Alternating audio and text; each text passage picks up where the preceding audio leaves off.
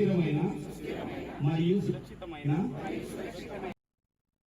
వరంగల్ జిల్లా నర్సంపేటలో తెలంగాణ రాష్ట్ర గ్రామ పంచాయతీ ఫోరం అధ్యక్షుడు బొడ్ల కార్తిక్ ఆధ్వర్యంలోని ఉప సర్పంచ్లు విలేకరుల సమావేశం నిర్వహించారు. ఉప సర్పంచ్లో చెక్ పవర్ను రద్దు చేస్తున్నారనే ప్రచారాన్ని ఖండిస్తూ 2018 నుంచి అమల్లో ఉన్న ఉమ్మడి చెక్ పవర్ విధానాన్ని కొనసాగించాలని ప్రభుత్వాన్ని కోరారు. ఉప సర్పంచ్లు వార్డు సభ్యులుగా గౌరవ వేతనం కల్పించడంతో పాటు అభివృద్ధి కార్యక్రమాల శిలాఫలకాలపై వారి పేర్లను తప్పనిసరిగా చేర్చాలని డిమాండ్ చేశారు. ప్రభుత్వం స్పందించకపోతే రాష్ట్ర వ్యాప్తంగా ఆందోళనలు చేపడతామని హెచ్చరించారు.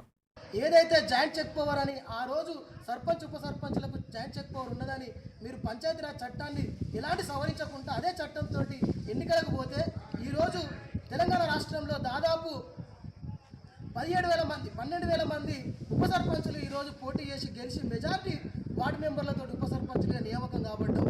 ఈరోజు ఆ రోజు పంచాయతీరాజ్ చట్టాలు రూపాయల గౌరవ వేతనం ప్రకటించాలి, ఉప సర్పంచులకు 5,000 రూపాయల వేతనం ప్రకటించాలి. అదేవిధంగా శిలాఫలకాల మీద పేర్లు సర్పంచులతో పాటు ఉప సర్పంచుల పేర్లు కూడా రావాలి.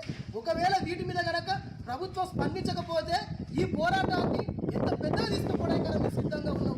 అవసరమైతే చలో అసెంబ్లీ, చలో సెక్రటరియట్, అవసరమైతే ఎమ్మెల్యేల క్యాంప్ ఆఫీసులు కూడా ముట్టడించడానికి మేము సిద్ధంగా ఉన్నాం. ఈరోజు మేమందరం పార్టీలకు అతీతంగా, కులాలకు అతీతంగా, అజెండాలకు అతీతంగా ఉప సర్పంచుల ఆత్మగౌరవమే మా ఎజెండాగా ముందుకు పోతా ఉన్నాం.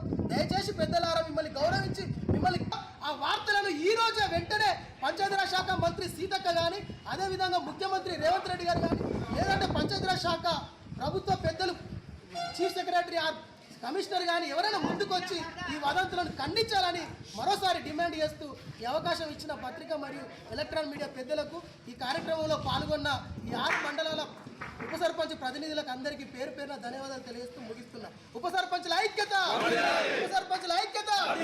వెంటనే ప్రభుత్వం చెక్ పవర్ రద్దును విరమించుకోవాలి. ప్రభుత్వం వెంటనే చెక్ పవర్ రద్దును విరమించుకోవాలి.